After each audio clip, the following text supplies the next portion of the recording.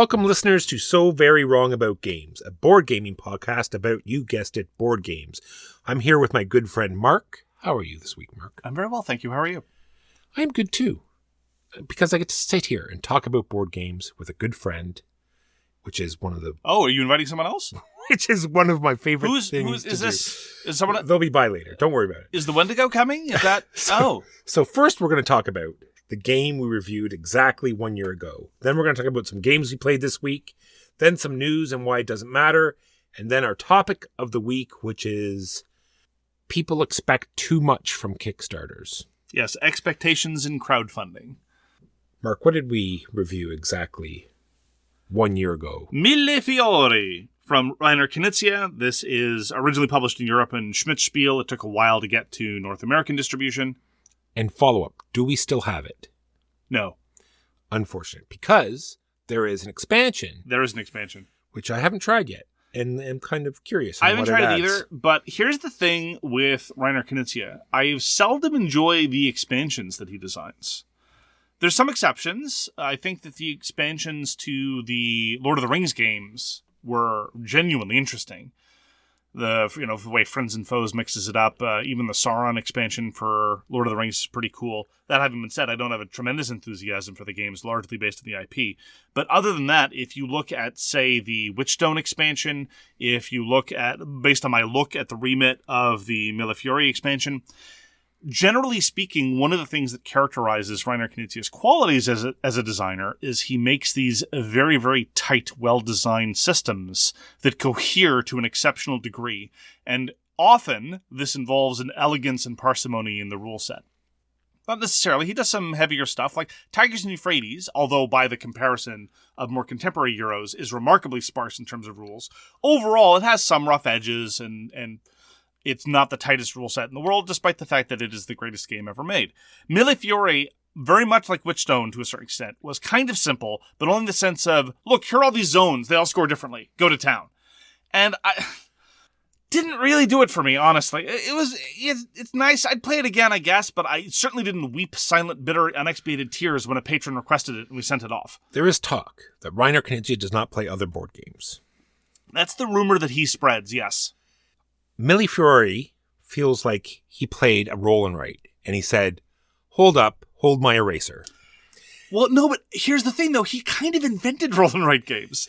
He was doing these web-published, dice-based games in the early 90s, for crying out loud. Or maybe it was the newest uproar of, hey, we like combos. You like combos? Well, let me show you how combos work. Yes. Because, oh my God, yes. Your turn can take quite a while in Mille Fiori if you get the right combination going. That is absolutely true. I'll be talking more about combos later in the context of games we played this week. So that's the game we reviewed a year ago, Mille Fiori by Reiner Knizia. Gone, mostly forgotten, slight tinge of regret, but not really. Only in the sense that, oh, there's an expansion. I wonder if that made it better. Move on. The pieces were interesting. Like it was almost the pieces were very nice. It was almost like very delicate glass, even though they were plastic. It was that very hard, plasticky, clear. Those pieces were great. The board and the cards, though, were not particularly inspired. No. So now we move to the games we played last week. Walker, what'd you play last week? Mark, you and I got to play Lunar Rush again. This is designed by Stephen Skippy Brown and published by Dead Alive Games. And I'm not going to steal your thunder, but I always enjoy Lunar Rush. You are creating stuff on the moon by shipping up resources, because apparently only these things can be made on the moon because, the moon. It makes sense. Yeah.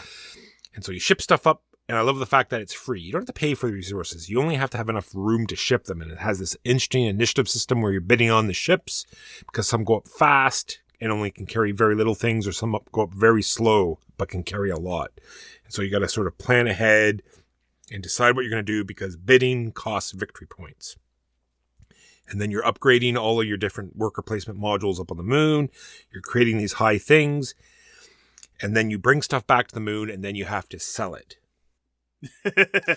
Yes, this is... Walker is now dramatically gesturing towards me. So there are 3 components, I think, to Lunar Rush. There's basically everything related to how the boats work. the bidding, the time considerations, the victory point considerations, what to stuff your boats with, your throughput considerations of what you need now and what you can afford to wait for, your prioritization of, do I want one boat going up and one boat going down, or do I desperately want two boats going up or two boats going down this round? All of that, I think, is wonderful. Genuinely great. And then there are two other aspects, one of which I think is largely perfunctory and one of which rubs me the wrong way. The largely perfunctory bit is everything to do with your base management. So you've got what you do with these resources that you ship up to your moon. It's just largely a function of upgrades where, largely speaking, everything's worth around 5-ish points. You plug it in, you do the thing. Oh, it generated 2 of something, now it generates 3 of something. All right, fine, whatever. And it doesn't strike me as particularly loaded with personality, tense trade-offs, difficulty. The difficulty is getting the stuff there. Everything about getting the stuff there is great. Once it gets there, and everything after, I'm much less engaged by. The stuff that kind of rubs me the wrong way is the market system. The market system just doesn't seem to have enough teeth. There's not enough dynamism in the market. It's the value of goods starts out very high and just gradually goes down.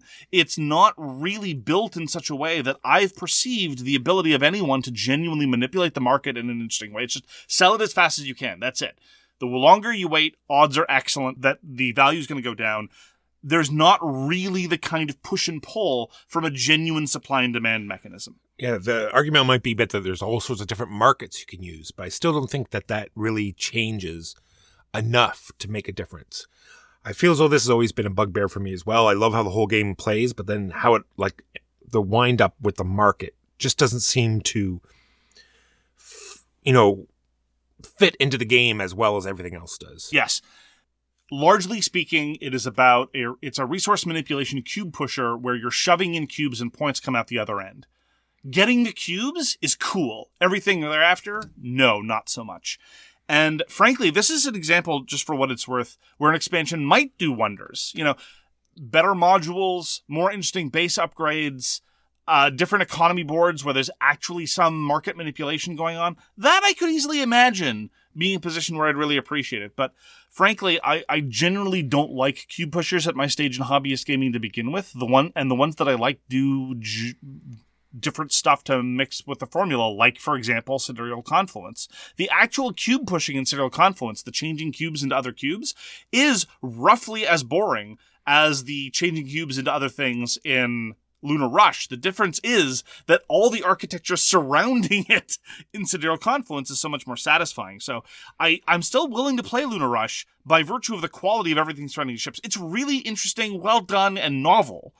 And frankly, the rest of the stuff I just largely suffer through. We actually had like a 5-minute conversation after a game of Lunar Rush talking about the gold modules. Because first time I played Lunar Rush, no gold modules were touched. This time, a lot of gold modules were built. And we had a substantive discussion about whether or not they actually changed the economy of the game in an interesting way. And the consensus was no. It was just another opportunity to shove in a couple cubes and get 5 points at the end of the game out of it. The margin calls weren't interesting. And that is the biggest criticism I have of Lunar Rush. Well, next time we'll put the moon wonders back in, and maybe that will mix things up a little bit more. Maybe. We have 2 copies that were given to us, one normal and one deluxe copy. And like Mark said, there's an expansion coming out very soon that will add specific faction powers and more stuff. So looking forward to that. And this is a review copy we got from the designer. I got to play Dragons Down. I have some thoughts. Dragons Down is by Mr. B Games, designed by Scott DeMers. Is there like a bunch of adventurers on the dragon, and it's flying over like the sort of enemy zone, and it crashes, and then they fight around the dragon and try to get out of there? Some Somalians show up for no earthly reason? Yes. No. Oh. I do not know why it's called Dragons Down. Okay. I suspect it's some kind of down, is maybe some sort of noun for a place name that animals roost. I don't know. I will confess my ignorance here. Scott DeMers is the designer of Hellenica, which was also published by Mr. B Games, which was a Civish game taking place in Greece, as you might imagine. And we played that a couple times, and it was okay. It was promising. I'd be willing to play it again. I haven't played with the expansion. Dragons Down is an attempt to modernize Magic Realm, which is an interesting task. For one thing, I'm surprised that it got the uptake that it did, because Magic Realm has always been a super niche, super impenetrable, inaccessible in many different kinds of ways product. Famously, it's had 4 different rule sets. I would argue that the second rule set was the best. I'm in the minority there. Most people prefer the third version of the rule set with some combination of reference to the fourth. The second edition rule set is in excess of 70 pages, and it is one of the shorter versions available, and it's got a lot of really interesting stuff in Magic Realm. I think it is one of those projects that's worth figuring out how to understand, largely as an intellectual exercise. You can play it solo every once in a while, as I do, and it's genuinely interesting. And Dragon's Down attempts to modernize it. It is very, very obvious in terms of its inspiration. The hexes in particular look almost identical. It's a hex-based fantasy adventure game, so basically it's effectively Mage Knight. And the action system is also extremely reminiscent of Magic Realm, the exception being that in Magic Realm, you had an entirely unthematic pre-programming element. You would wake up at the dawn of the day and say, here's what I'm going to do for the rest of the day, and you just plot it out, and you couldn't make any alterations to that. Dragon's Down's more flexible. When it's your turn, you just decide what to do with your four actions. And indeed, much of what Dragon's Down has done is to make the game easier. Easier to learn, easier to play, less deadly.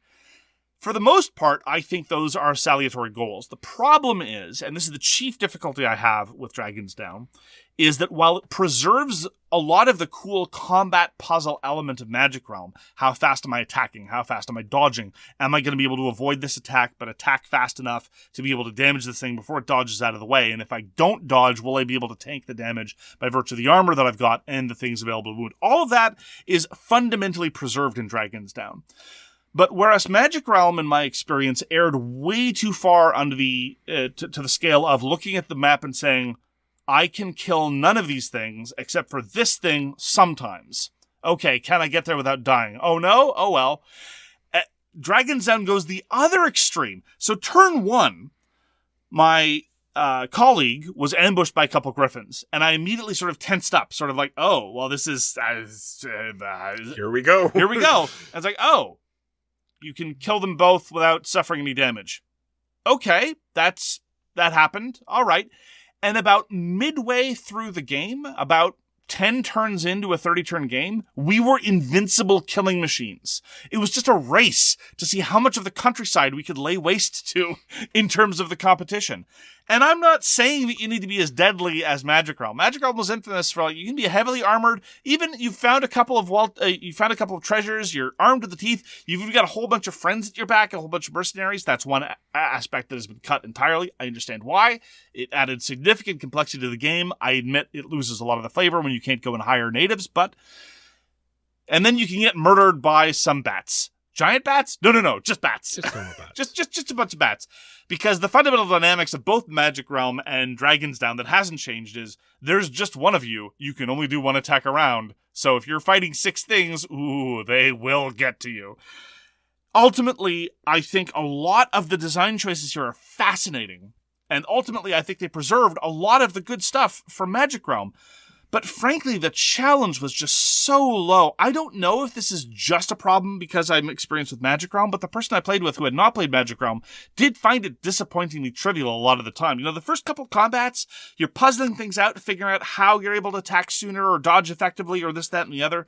But after a certain point, it's like, oh yeah, I can kill all these things, no problem. Oh, 2 giants and a tremendous ancient dragon? Pfft, no worries. And I found that very disappointing.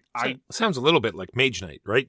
You know, first turn, you're figuring out your deck, and then by the end, you're just walking through everything that comes in front of you. Yeah, although later turns in Mage Knight, the difference is you still have to puzzle out how you're going to get there. You have to maximally use the abilities of your followers and the effects of your hands to eke out that last bit of combat potential or block or whatever. In the context of Dragon's Down, your third combat is going to be an awful lot like your first, which is going to in turn be an awful lot like your 7th because of just the parameters involved. It's like, okay, well, I need to do this much damage, sock away those cubes. Okay, well, the rest is up for speed. What do I need to do with speed? Oh, it's the same combination I used against the last guys. Off to the races. Gotcha.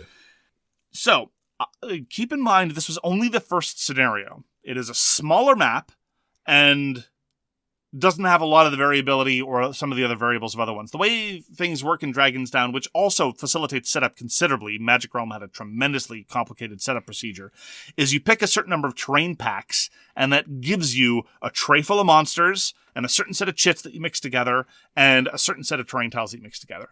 Much, much, much easier, more straightforward, and leads to a modularity that Magic Realm never had. Magic Realm, you do a variable map setup, but at the end of the day, you're still playing with the same map tiles.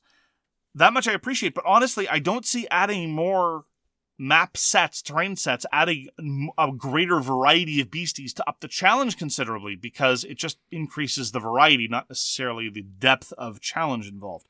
That having been said, I'm sufficiently intrigued by a lot of the design choices and watching a system iterate that I'm inclined to try again, despite the fact that this is easily a 3 to 4 hour game. So what I'll probably do is, if I don't have anyone else that's interested in going through the paces again, I might do a solo game of quote-unquote the full version. There's even a scenario that replicates Magic Realm's very, very strange scoring system, where at the start of the game you decide whether you're going after fame, treasure, spells, or some combination of that, and those determine how many victory points you get from various things. And I was very gratified to see that. It's just one of those things where it's like, yeah, you really are a huge nerd about Magic Realm the way some of us are. So Dragon's Down was fascinating. I enjoyed it, but was ultimately disappointed by the challenge, and I'm going to try it again in hopes to come up with a deadlier realm. And that is my early experience with Dragon's Down. Mark, you and I got to play Things in Rings, and I picked this up because I learned the concept, and I thought it was fantastic, and I was very interested in how it would play out in the different groups that I'm in. And so what you're doing in Rings and Things, you're making, in the full game, the advanced Things game, and Rings. Things and Rings. Well, it's not necessarily the full game. We're going to have to In the relitigate advanced this game. later. In the advanced game, yes. I am 100% in the wrong. I didn't even look at the rule book. Like I said, I did a little bit of, in-depth before I bought it. You were like the American Supreme Court. You were going on vibes. Exactly. It's like, you make a Venn diagram with this string, and then you have topics for these. So that's what you do. You have 3 colored rings, yellow, blue, and red, and you make this Venn diagram with the circles so that everyone is connected, and they're all connected in the middle. They all overlap, yeah. They all overlap. And then you have easy, medium, and hard cards that you can decide what you want for each color. And then you have this gigantic deck of things. So, oatmeal, volcanoes, churches, bridge, apple, statue, fireworks, sword. And as examples from our last game. They may or may not fit into one of these 3 categories. I'm not going to do all the categories. Well, let's just give an example of our last game, right? The yellow category relates to the structure of the word, and it was, in this case, a very straightforward one, 5 letters or less. The red one, it's a huge bugbear. The red category we had was useful. One word. Useful. And then the blue was bigger than a person. Yeah, so in red seems to be always, it seems to always to have like some sort of context to it, or the player that's playing the game master, the knower. It has to make a series of tricky judgment calls, yeah. Yeah, constantly. Because another one was, what was the one I had again? It was easily found if lost. Yeah, so things like that. So, and if they apply to multiple ones, then they're going to go between. If they apply to all of them, they go in the middle. If they apply to none of them, then they go off to the side. So fork, for example, I would say in the previous case belongs in both yellow and red because it is useful and fork is 5 or fewer letters. Volcano, I put exclusively in the blue category because it's more than 5 letters. Volcanoes are not strictly useful. I had to parse usefulness as like useful in human endeavor in a tool-y kind of utilitarian way.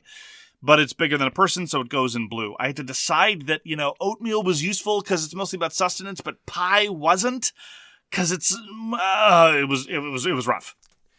So it's odd. I find it was odd that the main game is competitive and the sub game is cooperative, because I find as though the cooperative game would just be much more fun to try to sit and figure out, because the object of the game in the co-op is not to figure out exactly. Because only the knower knows what these cards are.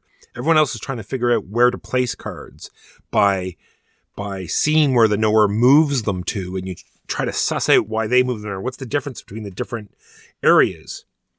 And so you're trying to get rid of your cards. You're not necessarily trying to know exactly what these things are. But close enough. Close enough that you can get rid of your cards. Because when you play a card and you put it in the right spot, you get to play another card. If you play it in the wrong spot, the knower will move it, and you have to draw another card. And so the knower gets a hand of 10 cards. They get to first place cards equal to the number of players, and then you just go around the table, and you're trying to get rid of all of your cards before the knower runs out of cards, because when it comes to the knower's turn, they get to play another card, hopefully to help you, Thought of a walker cheat. in quotation marks. Does it say specifically in the rulebook that the knower is not allowed to play the card in the wrong place, say oops, and then draw a replacement?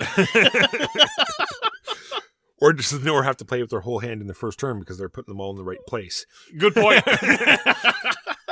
Anyway, Things and Rings is fantastic. I really enjoy it. It plays exactly the way I want it to.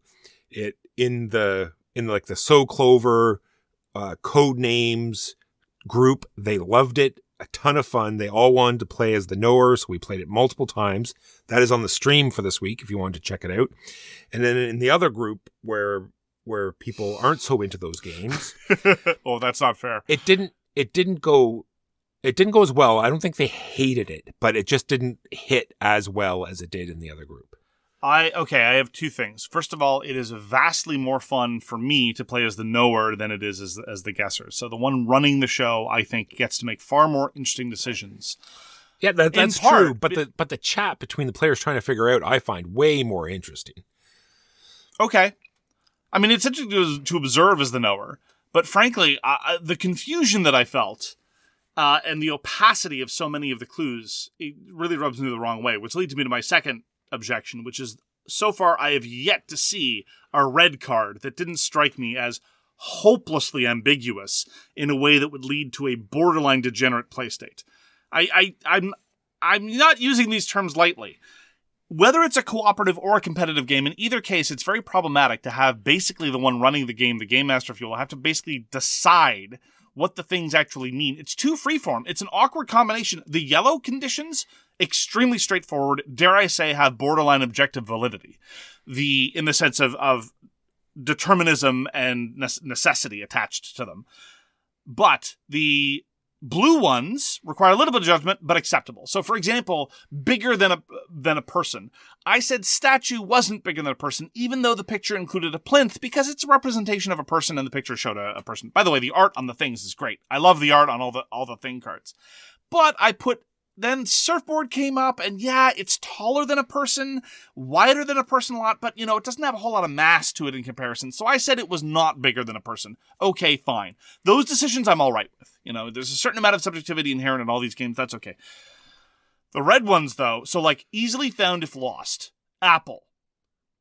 Maybe? Bridge. How do you lose a bridge? Can you lose a bridge? And if you do lose a bridge, if you've lost the bridge, can you find it? Yeah, maybe trivially, or maybe it's impossible because you've lost the bridge. It's on the map, though. I'm sure it's there still. I don't know.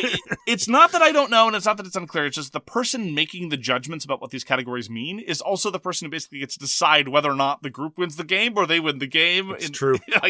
So that is just an awkward setup. I would happily play again as the knower. I'd be willing to try again with maybe a curated red stack. I'd want to sit down with the red cards and see if there were any ones that didn't strike me as very problematic. Yeah, that's what I'm so hesitant to look through those decks, because whereas the thing deck is giant, and I don't know if I'll ever see it, the other decks are small, and I'd really worry about memorizing and being reminded of, it's like, oh, I hear you. I remember that yellow card, it must be this one, and I would hate that. But I am interested to see if the red ones change a little depending on the difficulty, and if they became a little more clear if you make them harder, which would be odd and interesting all at the same time. So what I would endorse is a kind of Walker remix of the red cards, empowering the knower to engage in kind of a remix and decide before any cards are played, before they even look at their own object cards, just when they have the category cards, to make a clarification in their own mind, a stipulation, maybe even have them write it down about what red means. And so they can operate on that basis rather than having to define it by ostension as things evolve. I realize 9 times out of 10 I'm in favor of defining things by ostension, but every once in a while there's an exception. So, for example, again, returning to our previous play, useful. I could have rewritten that as tool. It's true. Right? And then that would have been, I wouldn't have had to parse like what kind of foods are useful and what kind of foods aren't useful, because again, anything is useful in the right context. By the way, listen to the second episode about philosophy, in which I talk about hypothetical imperatives in the context of Kantian moral philosophy. And in another context, in the wrong context, nothing is useful. So anyway, it was driving me crazy. Similarly, you could have decided, any number of decisions would have been fine. Easily lost if found. You could have just defined it as losable objects, or I don't know, things that tend to get lost frequently, or any one of just make a decision rather than this weird sort of, I don't know, because both times when we played, someone would play a card, the knower would once again look at the red card like a monkey doing a math problem and be like, I guess not. In one of the games we had the knower had to look up on the internet about a bunch of things because the card was, it floats.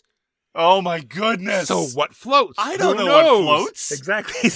Churches, very small rocks. They were immediately on their phone almost every time. Does I don't know buoyancy. Float? Yes, keyboards do float. Keyboards float? Apparently keyboards float. Okay. Who knew? Huh. So that's Things in Rings, designed by Peter C. Hayward. Keyboards float. And published by Allplay. I will play it anytime. I love it. Yeah, for me it's provisional. My frustration level can only go so far. The other game we streamed, which was the main stream, was the new game designed, not the new game, previously designed by Reiner Knizia, because it is a reprint of Beowulf the Legend. This is called Ego. Extraterrestrial Greeting Organization. And this is a preview copy we've received from the publisher, Bitewing Games. And it's currently on crowdfunding. And it was very much enjoyed by everyone that played. We even streamed Beowulf the Legend before. They claim they enjoyed this more. Oh, really? They enjoyed it's much more colorful. They felt it was interesting the way you could manipulate the map, and the map would be slightly different every time you played. Not only the position of the different boards, but different boards come into play. We played with all of the expansions that you could. Yeah, the modules. Because we played it the time that we played it sort of the basic version, and one of my key complaints was there's not enough to do with money. And then I looked at the rulebook and I realized, oh yeah, this is basically the basic version of Beowulf the Legend, the version I've never played, because the advanced version adds interesting things to do with money. And sure enough, Ego follows that same structure. So I'm very curious to try with that in particular. Yeah, the money came out. Unfortunately, the yellow board was the board we didn't play with. So, and I think that's mostly the coin board, but I think it was the add-on to the red board that made us spend a bunch of the money tokens. So it did come into play a little bit, but not as much. So what the two expansions are square boards that attach directly onto the optional, random boards that you put out. So you have like purple and yellow and blue, and you have small boards for all those. And the rules state that you can use as many as you like. So I only used 2. I didn't want the game to be too long. Right. And I like that because it sort of gauges how long of a game you want to play. You want to play a longer game, then you have an extension board for all of them. Yeah, the flexibility seems to have shot through the roof. Beowulf the Legend is a series of encounters in a fixed order, and it is invariant. I'm not going to say that it feels repetitive. I love Beowulf the Legend. It's one of my favorite games of all time. But it is very much the same, that you're following a fixed path and all the encounters happen in the same order. In the context of Ego, not only is it the case that the order changes up, but the number of encounters you have is more or less up to you, from a minimum of around 15-ish all the way up to many, many more. And given that it's still not going to be overlong in any case, that gives you a lot of flexibility. So in Beowulf Legend, there are scroll tokens that you're going to get. In this one, there are sort of alliance tokens. And with the second expansion that we played with, it adds different tokens in there, like drawing more cards or getting rid of the penalty tokens. And what it also does is add these circles that you put. This one, the rulebook specifically stated that you must put one at the end of every sort of system that you go to. So you're definitely putting out 4 or 5 of these, but they're very quick. It's more like show you have something, get the benefit, move on. Yeah, it's just an extra special kind of encounter where you don't spend the cards. Just so. Because for those of you who are unfamiliar, Beowulf the Legend is a press your luck game. It's kind of an auction / press your luck game where you stay in as long as you want to or as long as you can. When you bow out, you basically take the highest number available. So if you're playing a 5-player game and you bow out first, you take the 5.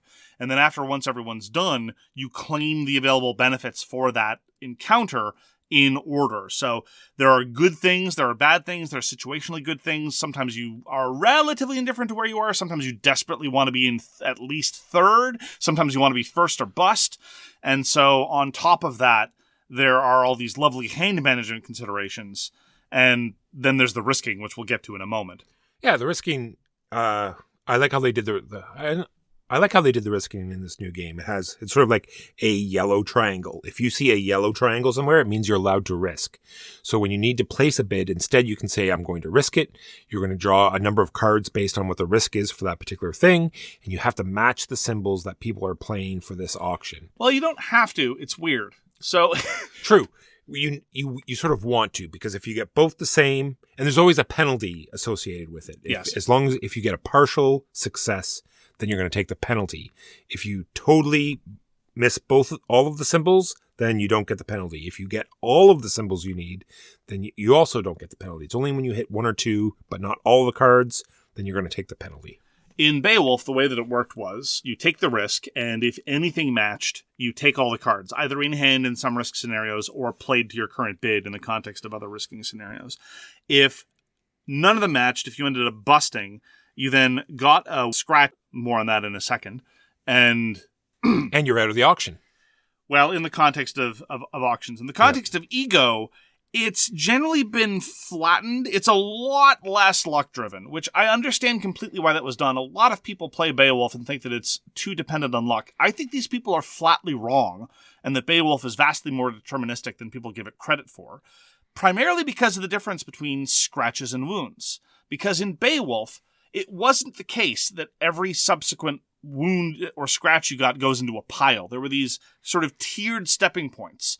One scratch, no problem. Two scratches, you're a little worried, because your third scratch gives you a wound, and the difference between no wounds and a wound, pretty big deal. And then again, the difference between one wound and two wound, not a huge deal, but your third wound, oh, look out. And so there was these situations where you could look and plan ahead and say, okay, here I can suffer to be a little battered up, then I can heal up there. Okay, so this is the stretch where I need to be careful. Okay, now I'm playing with house money. I can fail these risks. I don't care. That's great.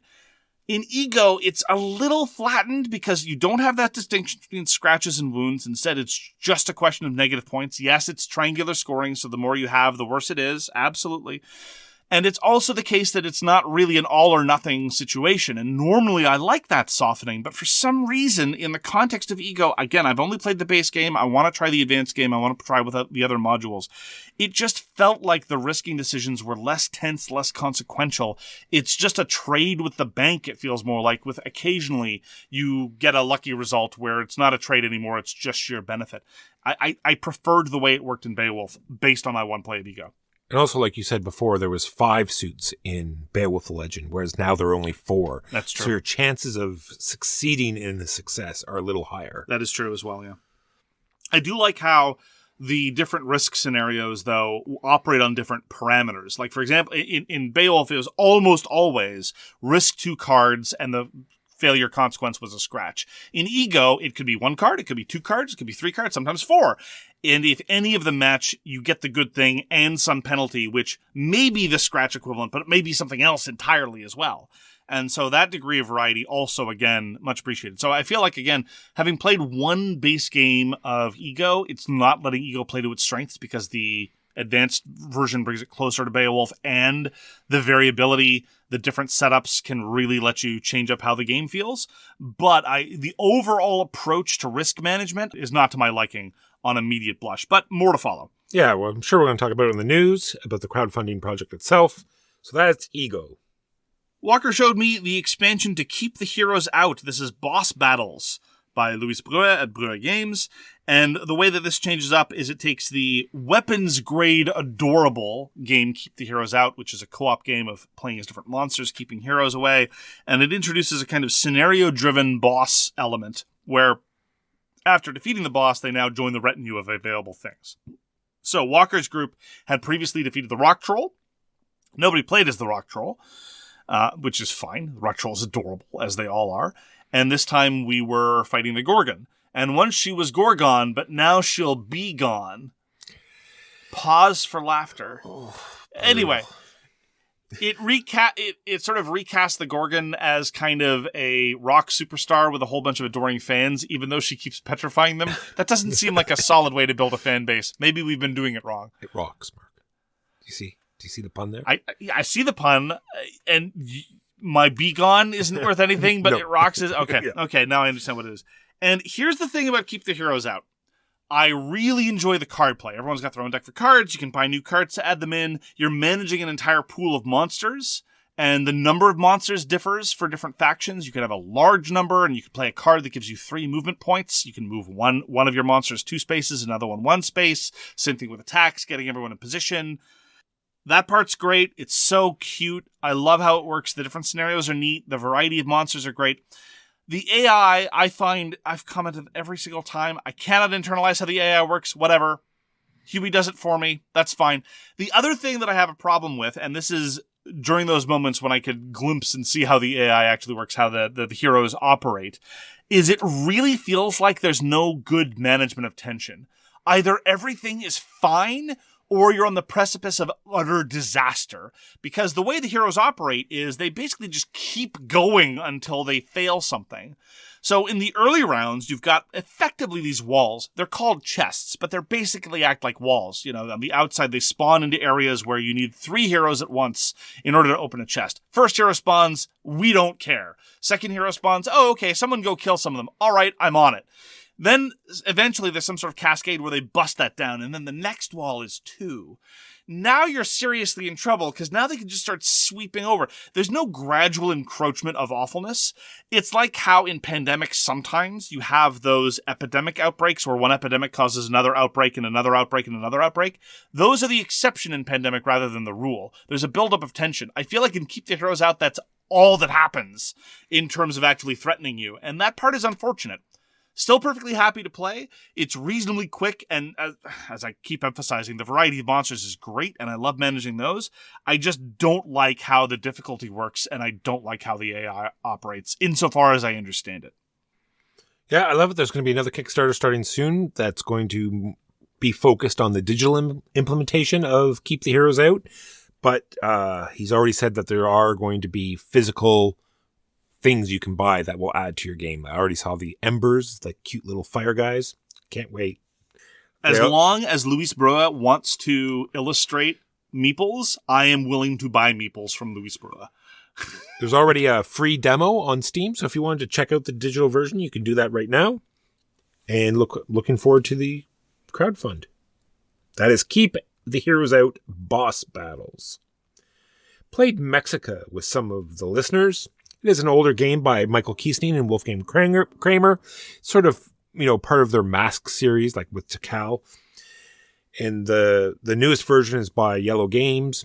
And it has the same feel. I don't want to say it plays the same, but it just has the same feel where you have a certain number of action points and you're desperately trying to do the best, eke the most out. And you're putting out these rivers to section off parts of the map. And they have to be a certain square count to reflect the counters that are available, because as soon as there's exactly that number, then you can take one of those tokens, score partial of the points, and now that's sort of like a scoring area every time a round ends. Whoever has the most temples in that area will score the bigger amount of points, and so the whole map sort of puzzles out into all these different sections, and you're trying to move around and get your temples in there because there's limited space. Your actual pawn takes up space, and you can place bridges. It's a very interesting system because you can also teleport anywhere you want, but that takes 5 of your 6 points. Anyway, it's a very interesting sort of action point manipulation system. So you've now played all 3 games of the original Mask trilogy, Mexico, Tikal, and Java.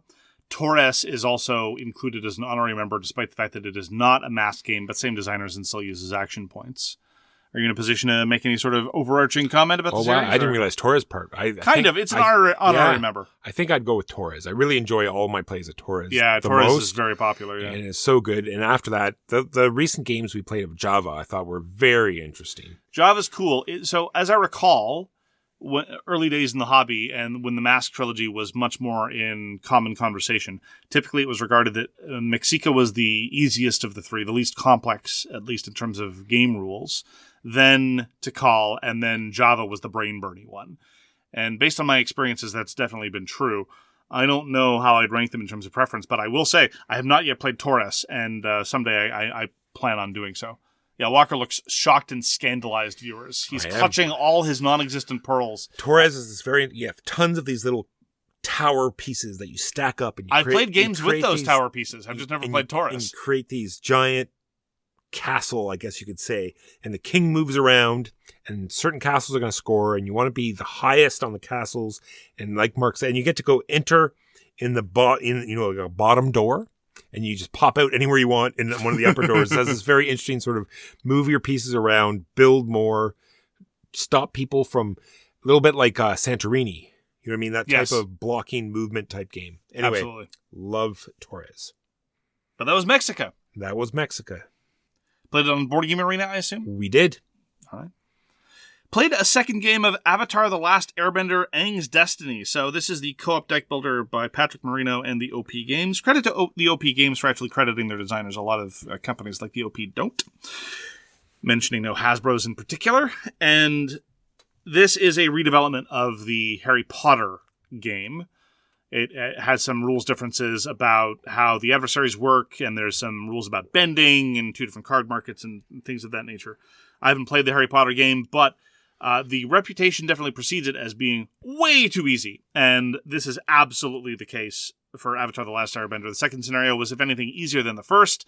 And that was a bigger problem because the way you win in Avatar The Last Airbender is you deplete both the mission deck and the adversary deck. And the mission deck is a little more interesting than the adversary deck in that it requires different requirements. So a little bit of combat, a little bit of currency, all currency, discard some cards, take a wound, do various things. And on top of that, it seeds your decks and the offering with interesting new cards. Absolutely. The adversaries, on the other hand, just hit you for various negative effects at the top of every round, and they only take combat damage. And we kind of took care of the missions very early, and then we were just at the point of just doing as much damage as possible. And that really narrows the horizon of what you want to do, because we spent the late game not buying many cards, because we only wanted to buy cards that generated combat, and not really caring about economy, and just, what do I do that does damage? And so it felt very mechanical for the last third or so of the game, which is not to its credit. It wasn't particularly long as far as games go. It's not like it was a 100-minute long slog. But when you're talking about a very, very simple deck builder, and you're talking about comparing it to all the Realms games, comparing it to Shards of Infinity, where it at least understands, okay, this is all going to be about combat from the get-go, I would much rather play something along those lines. Now, is it evocative of the animated series? A little bit. Yeah, it does a reasonably good job of hitting touchdowns. Yeah, like that one deck, it totally goes through the episodes. You know, it's like, oh yeah, I remember that episode, and you have to do certain things that make sense there. And then the villains sort of follow that same sort of trail. Anyway. And the way that it adds new stuff with every box is kind of interesting. We didn't really employ the new mechanical innovation in the second box. In the second box, you can basically allow non-benders to bend in certain circumstances, but the card supply didn't really facilitate that in any substantial way. I'm perfectly willing to go along if people suggest it. If I'm in the mood for something that's not going to be particularly taxing, either mentally or otherwise, it might even possibly be something I suggest, but only to people who, A, know what they're getting into, not a decision-rich game, and B, probably only with fans of the property. We played the first game with Josephus, who has not seen the cartoon, and he was mostly like, so what's the deal with this? It's like, oh, well, it's actually kind of an interesting story. And he's like, yeah, sounds great. Which is entirely reasonable. If I hadn't watched the cartoon, I'd probably react the same way to people telling me all about it. Like, once there's a King of Fighters or a Fatal Fury deck building game in the same way, I look forward to boring all you people with stories about how Geese did this, that, and the other to Billy Kane. Can't wait. Oh, yeah. Wait for it. So that's Avatar The Last Airbender, Aang's Destiny. And speaking of games on BGA, also, Mark, I played a little bit of Formula Day. I won't go too much into it. It just all came down to the very last turn. Oh, yeah. I hate it. Really? See, I come out of a turn, Mark, and for me to cross the finish line, there was one person behind me. They are in the top blue gear, you see. Yes. They're going to go by that start line probably 85%. No problem. I'm coming out of the corner, unfortunately, in the purple gear. That's not as good. I'm only going to cross this finish line if I roll the highest 20. Did you roll a 20? I did not. You see, because the game works, because I'm, even though I'm in a lower gear, I'm ahead of them. So I will go first. So if I get across that finish line, then I win. Uh-huh. I did not roll 20. And then I got, 2 squares away from the finish line and You should have shifted this. up. I saw this blur go by me. You should have been in a higher gear. I should have played better. Wait, let me get this straight. So your complaint is that you lost a racing game because you weren't going as fast as the other player. My complaint is injustice. Oh, that's your complaint. Okay, I apologize. Anyway, always love Formula Day. I have a couple games going on there, and I'm having fun playing all of them. Walker, I'm broadly sympathetic to you, but I'm not sympathetic to claims of justice. I think that I don't really believe in rights talk, and I don't really believe in justice. And if you want any sense of justice or fairness, that's a cosmological question, not one that can be found in the material world. But anyway, moving on. Got to play Aquatica Coral Reefs. This is the second expansion to Aquatica, the first one being Cold Waters. And I was initially a little tepid, no pun intended, about getting the second expansion because I figured, Aquatica, whatever. But then Aquatica is just one of those games where it's hard to remember. Every time it gets to the table, everyone's like, oh yeah, why don't we play this all the time? Aquatica is super fun. And one of the things that I love about Aquatica is that it manages to have all the combo-tastic turns of your heavier Euro games with all the satisfying interlocking bits of, I got to line this up with this other thing and do this thing, and now I get bonanza. But the turns are snappy, the game is snappy overall, and so you're not just sitting there for 5 minutes while someone, possibly Sidewinder, is managing her spreadsheet so as to eke out an extra gear so they can get 2 points this turn instead of 1. And honestly, that's the way I like to do it. You get to feel clever, you get to have all your toys coalesce into an interesting scenario, but at the same time not get bogged down with too much complexity or downtime. And specifically what Coral Reefs introduced is the aforementioned Coral Reefs, which are just extra points here and there, a little bit of sprinkling, but mostly it's in the context of these new reef tiles that you acquire that gives new special abilities to all your columns of territories. So, for example, you might have one that say every time you slot in a territory in this column, it automatically gets seeded for free. And then you might have one in an adjacent column that said, well, if you slot things of a particular color into adjacent columns, it does this other thing. And so you get the right color, you slot it into that column, it triggers both of these things. Bonanza. And that's really cool. It just leans into Aquatica strengths. Unfortunately for me, it just made a game that is almost impossible to see what the other players are doing even that more difficult. Oh, totally. Like the cards that they're sliding up that you cannot, there's no way you can see the symbology from where you're sitting, and now you have these coral reefs that are another, small print thing only over there on their sheets that let them do all sorts of more game breaking things that you cannot see.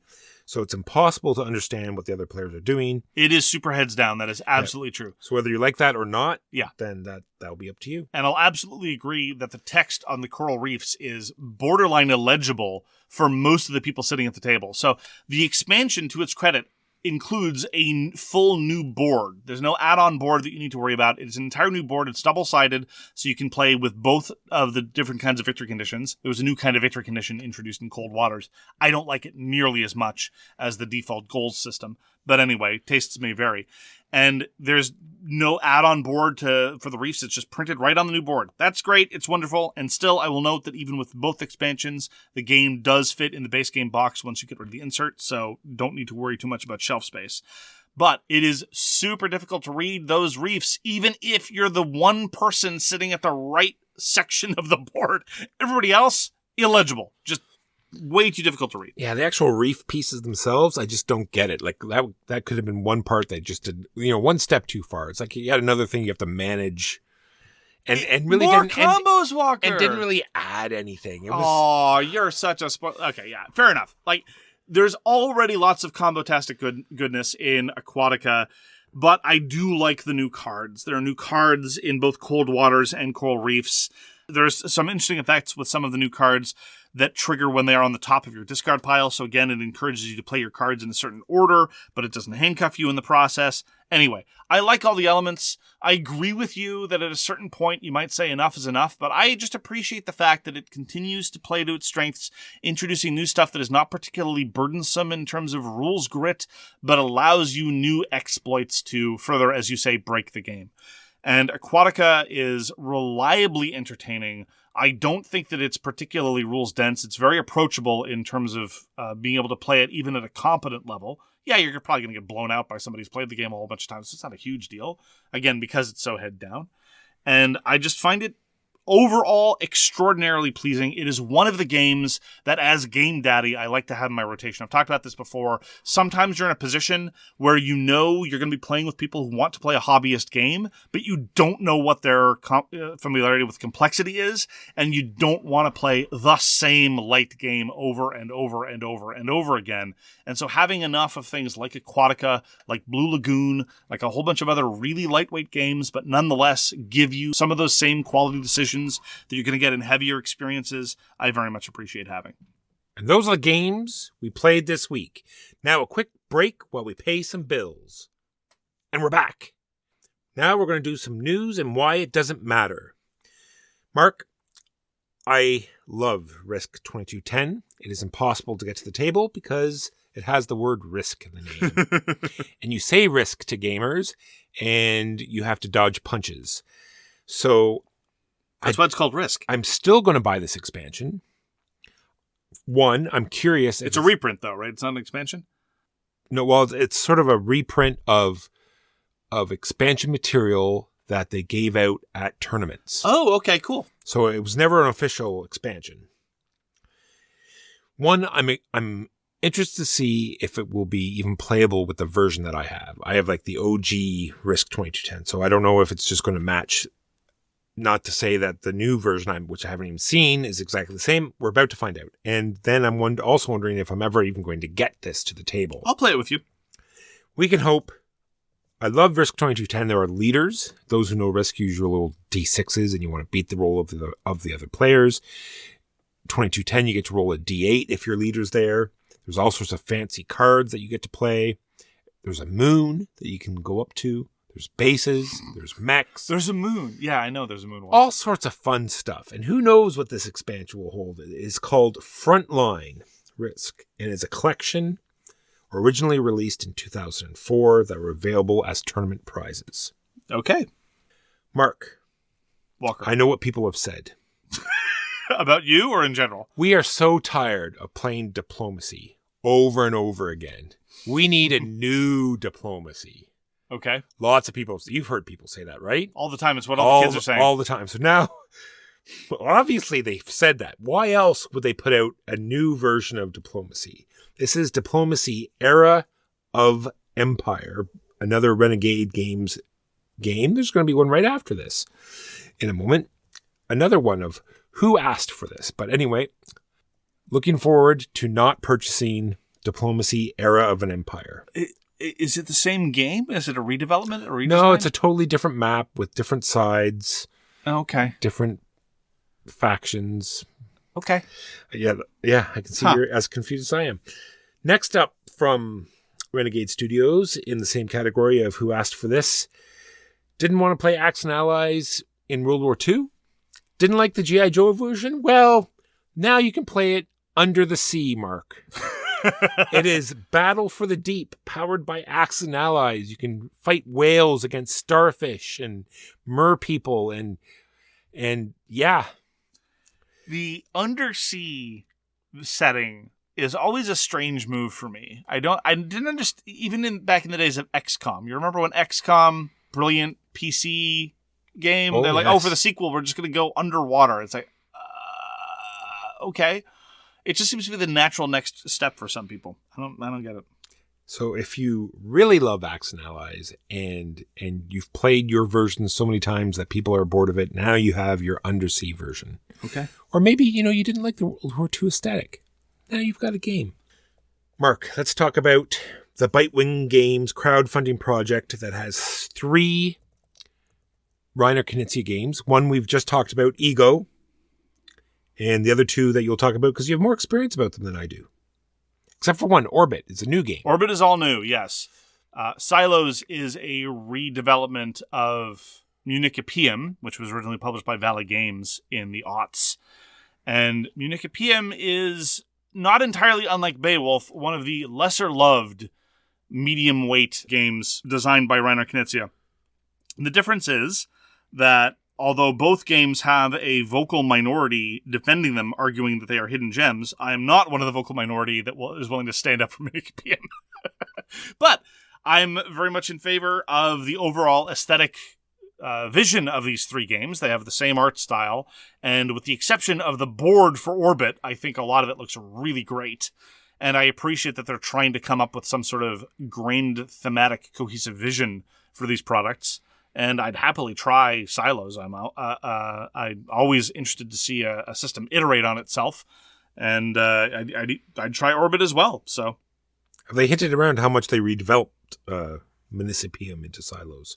Tough to tell. My memory of the game system is not perfect, and I'm much more conversant in the game systems of Beowulf the Legend, and so I'm very able to talk about the minute differences between Beowulf the Legend and Ego, but as far as Silos and Municipium, I'm less equipped. Very colorful, that's for sure. On the subject of reprints, Mark, it seems as though Mission Red Planet is going to get a reprint every 10 years, because that's what it has been. The first Mission Red Planet was 2005 by Asmodee, and then FFG put out a copy in 2015, and now Madagot is reprinting Mission Red Planet again in 2025. Huh. So if you like Mission Red Planet and haven't been able to get a copy, you're going to get another chance. Another reminder that October 27th is Arkhipov Day, the day we celebrate the fact that Vasily Arkhipov in 1962 saved every human life on the planet in the middle of the Cuban Missile Crisis in an act of spectacular moral and physical courage. Arkhipov Day, October the 27th. That is the news, and why it doesn't matter. We now move on to our topic, which is expectations in crowdfunding, or as Walker would have it, the kids these days. Kids these days. Where do these kids get off?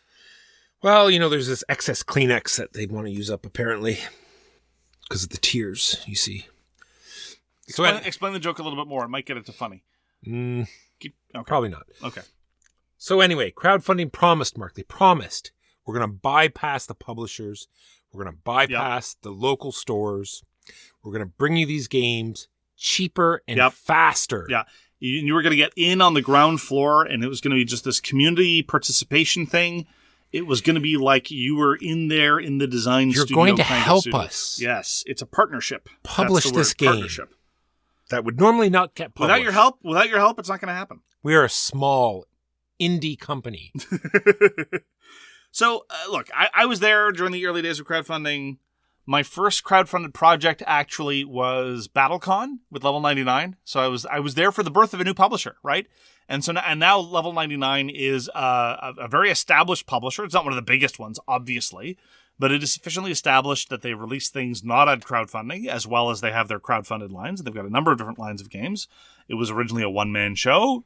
Brad Talton did everything. He was the designer. He did the promotions and was publisher. And now a lot of the stuff that Level 99 does is not designed by Brad Talton. So, I've seen the life cycle of these things as represented in the life cycle of Level 99. I was one of those fools who pledged for the first printings of both Kingdom Death Monster and for Gloomhaven. And so I was there on the ground floor for a number of very, very successful Kickstarters. I have also been involved in Kickstarters that failed to fund. So I am sorry, I shouldn't even say failed to fund. Yes, I've been involved in Kickstarters that failed to fund. I've been involved in Kickstarters that's funded successfully and then produced nothing. So my money is gone. You did crowdfund Scythe as well, I believe. Yes. I'd put that in the same category as those other two. I believe it was a fairly large, had influence in the market type game. Yes, but it's a little bit different in that Stonemaier had already published things by that point. True. It was by no means their first project. No. But yeah. There have been a number of projects where it's like, I backed the first edition and they became big. Sure. By virtue of my participation, of course. Well, obviously. So look, here's one thing that I just want to state and I want to get your impression. All right. All right? Because I can complain about the cynicism and I can complain about the marketing, about crowdfunding as much as everyone else, and I will later on. Here's where I think we're at. I think it is legitimate for the same platform to accommodate the people who we talk about sometimes on Pledge of Indifference, who are like, I am making this print and play game. It's me, just me, I'm doing this thing. Like, for example, Tiny Mini Golf, which actually turned out to be a really cool game. Very, very low scale, very lo-fi, very direct thing. But I think that it's okay if, so long as customers know what they're getting in for people like Queen Games or anybody else to show up and be like, this is just how we're going to be selling our next thing. And also our entire back catalog. Oh yeah, I don't want to sound negative. Like I don't want to sound like I'm against anything. This is all free market. Like, I have no problems with anything at all right now that's going on crowdfunding. Anything at all? No, they're not breaking any laws, and they are mostly upfront with everything they do. Yeah, when it's upfront, that's the thing. Like as somebody, I'm also a proponent of the free market, but a free market works when there are clear sets of understandings on both sides of the economic transaction. And right? I feel as though the rules of the crowdfunding platforms, the rules in the background make it quite clear. The fact that the risk is 100% on the customer. Sure. Yes, that part definitely. There's no promise of anything. You are giving them money in the hopes that you will get a product in the future. Yes. I do think that there's a certain amount of false consciousness or possible room for abuse in that the overall vibes that Kickstarter continues to send out, like the official position of Kickstarter, is that Kickstarter is not a store. It's totally a store. Yes. Like, it's a store without the protections of a store, fine, right? But if you compare the overall gamut of things that exist on Kickstarter, I've got no problem with the different economic models that are contained on that same platform. I just wish there was a slightly higher degree of transparency. I wish there was a slightly higher degree of consumer awareness about what was going on. And I also don't like the fact that that ambiguity is often exploited even by above-board Kickstarters, right? When they want your money, it's a partnership, it's an investment. When they're not delivering, oh, well, you're a funder, you're an investor. When it's time to offer product, oh, this is all these toys that we will sell you like it's a store. And so the fact that they often exploit subtly or explicitly that ambiguity bothers me. But other than that, yeah, I'm mostly in the same. Yeah, some of the exploit is the same thing I have the problem with is unmatched, is that the consumer Unmatched makes you so upset. Has a FOMO mentality. Sure. Our hobby yeah. is filled with people that want and must have everything of a product they enjoy or are going to play. Yes. And these companies play into that by making some large parts of the game only available during the Kickstarter. And not only available during the Kickstarter, only available with the all-in pledge. Okay. I don't think, Walker, you can in one breath say, I'm in favor of it because it's the free market, and then the next complain about FOMO, because the free market thrives to a large extent on exploitation of FOMO. I would also point out that between that model that you just described and the model that we used to live and die by in like about 25 years ago, where there was that one exclusive HeroScape miniature only being distributed in person at Gen Con or by scalpers after the fact, I will take the one on Kickstarter 10 times out of 10. Oh no, I can say, like I said, I hate that they do it. But I'm not complaining. You know what I mean? I'm allowing that they can. You're allowing it. I'm confused. I'm allowing it. They can do as much as they want. Okay. I can still hate it. Sure. I just don't hate it enough that I'm going to, complain about. Okay. Look, I think, I think what you should be phrasing it as, they're allowed to do it, and I will defend the right to do it. I just wish that those tactics were not commonplace. Exactly. Okay, that's fine. That I think is what could be, especially the way you deliver it, fairly parsed as a complaint in some contexts. So this is like we talk about all the time in ethics and in government, right? Like, if you identify that an act is bad, it doesn't follow that it should be illegal, right?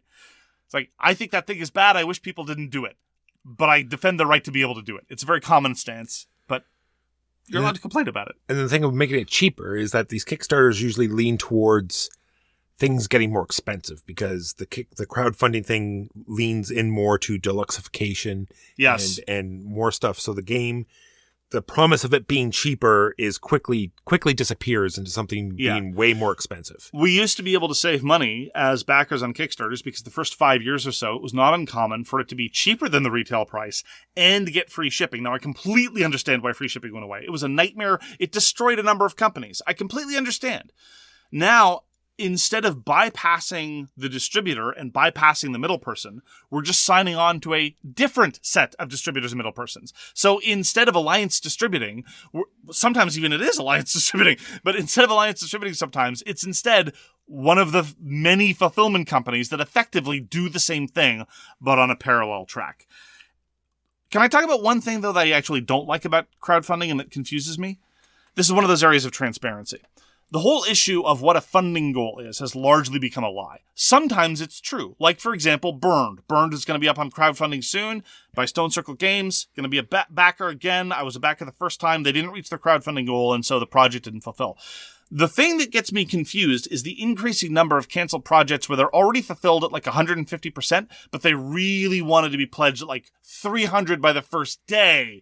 And so they're going to take their ball and go home. What this means is that they're basically playing around with numbers. Yeah, well, in a way that I think there's a whole math thing. Hides the transparency. If you watch some, I've never watched them, but there are some crowdfunding videos out there where they talk about, how much it makes in the first day or in the first hours, and then it projects forward. And you need to be able to boast about the percentage value, right? You need to be able to say, funded in 5 minutes, and then you get to say in the splash page, like 4,000% funded, like, because that gives the impression of value. Yeah, there's that on top of that as well. Yes. And if you don't make a certain amount of money in the first few hours on the first day, you can project forward how much you're going to make on the whole project, and they just don't think that is the actual goal. No, right. When it's the case that on the first day they cancel because, look, projections say that we're not going to make it, that's fine. It's the making it that I'm quibbling with. Well, true, yeah. I wish I knew what was actually that's what I'm saying is that making it, I'm not referring to their pretend funding goal. I'm talking about what behind closed doors, what they actually thought they wanted to make. Which highlights what crowdfunding really is. It is a vector for marketing, which, again, I say not as a slur. I mean, I've got problems with marketing in lots of contexts, but by and large, marketing is not a dirty word for me. I've spoken to a lot of different publishers I've spoken to several publishers who talk about how, I don't need the capital. I started out needing the capital. That was my first, say, 2 or 3 Kickstarter campaigns. Now I don't need the capital for more campaigns, but this is the best vector for cheap and or free marketing that exists in the hobby space, and that's why I keep doing crowdfunding. And so I just wish that more people approached it in that way. Like, again, more transparency is always for the good in a free market situation. And so the fact that language of like investment when it doesn't apply, it irks me a little. It is really 100% pluses for people that put out board games. One, there is a plethora of content creators that make things that are coming out on crowdfunding platforms. Oh, yeah. And that's their entire oeuvre. Yeah. And so that's free advertising, free buzz, one when it's coming out, one when it, is fulfilled, all sorts of times. One, you are putting all of your money, all of your upfront money is being given to you. Yep. It's not yours. And you're offloading the financial risk. You're getting interest-free loans from people. Exactly. And then anyway, it's all just bonus for the people that are putting out games. Yeah, I mean, I understand why some people cease doing it. Like Jamie Stonemeyer in particular, Jamie Stegmeyer rather, from Stonemeyer Games was very transparent about why he stopped using crowdfunding and he started doing other things. And I appreciate that. Transparency is always for the good.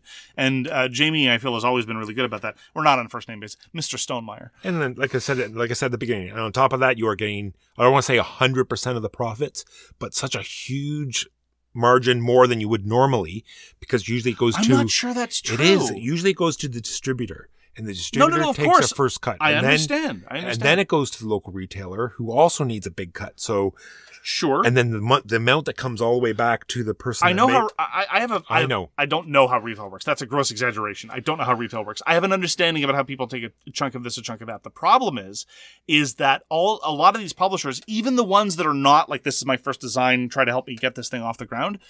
The majors don't really suffer from this too much anymore, but the wrong supply shock happens at the wrong time, and or the market shifts in just a couple months, and now suddenly these fulfillment companies are charging 2, 3, 4 times what you expected, and now you've got storage costs as well, right? Because when you deal with major distribution, you don't have to worry about warehousing all through the steps of distribution. But when you're kickstarting something, suddenly all the risks are being reallocated. Often it's to your benefit, but sometimes it means you got to take a mortgage on your house just so you can ship something to Brazil. Yeah, I'm going to get into that exact thing later on. Or I'm sure we both have some things people have complained about. And that one was someone had said, well, why can't I just buy this off you after the fact? And that, like you said, these people don't want stock. Yeah. They don't have places to hold this. They don't want to maintain inventory and set up a web front and deal with it. Yeah. And shipping and make a whole mailroom where they're going to start shipping stuff out to people. No. Yeah, absolutely. Absolutely. I do want to go back a little bit to what you said before about all the content creation that is focused almost exclusively on crowdfunding. And look, we're not innocent of that either. We have a Patreon exclusive show that is only about crowdfunding. So there's that. But I will say that one consequence of the Kickstarter ecosystem that I very, very much regret as a hobbyist and as somebody who both produces and consumes board game media is that there's a certain segment of board game media that I think is vastly too influential and is not sufficiently transparent, which is pay to play. These are the people who are producing advertising for Kickstarter campaigns. Again, I've got no problem with marketing when it's transparently marketing. You know those inserts in newspapers that are ads, but they're designed to look like the rest of the newspaper? I hate that stuff too, and I think that newspapers should exercise stronger editorial control about crap like that. Similarly, I hate the fact that every time there's a new buzzy Kickstarter, there's like 8 video links. 3 or 4 of them are for people that maybe this is their second or third video. Maybe you'll see them next week. Maybe you won't. There are all these people constantly popping up. I don't know how much it costs to get that kind of promotion. Sometimes it's free, sometimes they're paid, sometimes it's not. But the standards of disclosure are really slipshod, so you can't know whether you're watching a paid advertorial or genuine editorial content. And I'm sorry, I realize this may be alienating some people. I also object to the fact that there are a lot of people who do both, who do the paid advertorial content as well as do editorial content that is not paid and try to issue their reviews on other projects. I think that's an unfortunate part of the media ecosystem. And frankly, it didn't exist at this scale prior to crowdfunding. On top of that, there are all these, one of the expectations that people have when they go to a Kickstarter is that there's going to be like 6 to 8 videos of a variety of people. Some proportion of those videos are going to be learn to play videos. Again, I don't consume those. That's not really my bag. Or watching people play the game. Again, not my bag. In part because I find a lot of them of vanishingly small usefulness. Like Rahdo. When Rahdo is playing a game, he talks through everything he's doing. And I get a decent sense of what the game looks like when I watch Rahdo play through a game. I don't like everything he does, but he definitely makes content that gives you a sense of how the game feels, right? And he's also very transparent about his biases, which I appreciate. A lot of these other playthroughs, they're just, hyping up the components and moving stuff around and getting rules wrong and all manner of other things. It's of questionable value. And again, I feel like before crowdfunding, it wasn't this bloated. But what am I to say? I started a podcast after the age of crowdfunding started, so right. I'm a massive hypocrite. How dare you? Yeah. All right, some complaints people have had. Too many updates. All these updates. Not enough updates. You think not enough updates? Oh, yeah, or they complain. Oh, yeah. And the updates, like the game has fulfilled 3, actually fulfilled, no problem with the project went fine. You got your product, it was great, you played, it was great. 3 years later, you start getting updates again because you're on a mailing list now. Because their friend is doing a Kickstarter or they're doing another crowdfunding Absolutely. thing. So I pay zero attention to updates after the campaign is done. Sometimes I pay attention to crowdfunding because I'm like, ooh, new stretch goal. I'm not blind to the appeal of free stuff and new toys. I'm not immune to those charms. But once they've taken my money and now the long wait begins, I don't want to follow the series of overly optimistic projections, maybe sometimes even outright lies about when I'm going to get the thing. I try to forget about it, and it's going to show up when it shows up. This is one of the reasons why people all the time, Huey all the time, and other people, like, oh, what's the next thing coming out that you're really excited about? I try to maintain a state of blissful, baby-like innocence, where things just show up magically, and then I get to play with them. Yeah, I hype myself up and pretend like to be excited. Oh, you got this yet? Any shipping notice yet? And I'm not actually excited. I don't get excited until I actually see the game in front of me. Because Anyway, that was the next complaint, is the fact that there's never an actual shipping date. Things start showing up when, without any warning whatsoever. But the same people that were complaining about this said they just turn off the updates because they're sick of getting so many emails. Well, those updates tell you that it's starting to ship. So maybe, and then I found out, I even researched because someone said something else about it. And I wanted to look into it to make sure it's true. And it is true. FedEx, UPS, Canpar, all of these places, Canadian Postal Service, maybe the US, I didn't look into the US one. You can log in, you can make an account on all of these platforms. And get notified every time a shipment is made to your address. Yeah. And you'll get a notification. So even on these projects that don't give you a heads up. You can sign up to these free, non-intrusive, I feel. Broadly, I agree. That will give you immediate notification when something's much being less burdensome than crowdfunding updates, that's for sure. I will say that I have a tremendous amount of sympathy as somebody who was of no fixed address at several points in my life, that it can be very difficult to try to figure out what shipping address to use to manage shipping updates. And so you have to remain subscribed to all these updates because you need to tell them where to send the darn thing. In point of fact, Walker, we'll see what it is when it shows up. But just today, as I was telling you, I got a shipment notification for something that I thought was going to arrive in 2020. And so they have your mailing address because that's the year that I was basically being tortured unto insanity while being on the road. So stuff like that, you got to keep on track on. And if you're not, look, if you move around, you could be a seasonal worker, you could be somebody who gets moved around a lot for work, you could just be somebody who rents and moves around a lot because of the exigencies of the rental market. We're fortunate. We've got our fixed addresses, we're fine. But yeah, so managing all the updates is definitely a thing. So in the end, I have no problems with crowdfunding. That's not true, Walker. No, I mean in the case that I don't have any like outright personal. Sorry, I there's some practices that they employ against people that I don't agree with. Sure. But for me personally, okay, I understand that when I purchase a Kickstarter, that money is no longer mine. And yeah, it just goes away in a magical way. There is a chance that I will not see anything for it. And that is what I agreed to when I did it. It says right on the crowdfunding platforms that this is a promise of maybe getting something. Somewhat akin to the cosmological idea of limbo, there's a magical realm into which your money disappears, and sometimes it disgorges games at an irregular interval. And we just have to accept that. And I don't have a lot of experience with crowdfunding projects other than board games. I have done some, but not enough to have any sort of opinion. And I really feel as though in general, we are very lucky. There have been some huge misplays, but if you really track the sheer number of board games that go through crowdfunding, excellent point, they typically fulfill the success rate. Yes, the rate of actually getting something for your money is vastly better than a lot of other endeavors on crowdfunding. That is absolutely true. And on that same note, the publishers of these games, I feel genuinely want to succeed and get you that product as quickly as possible. I think that may be true universally, though. Yeah. Well, we have seen some projects where greed definitely takes the front seat. I am not necessarily willing to accept that it is necessarily mendacity or greed that causes those other projects to fail. I don't know.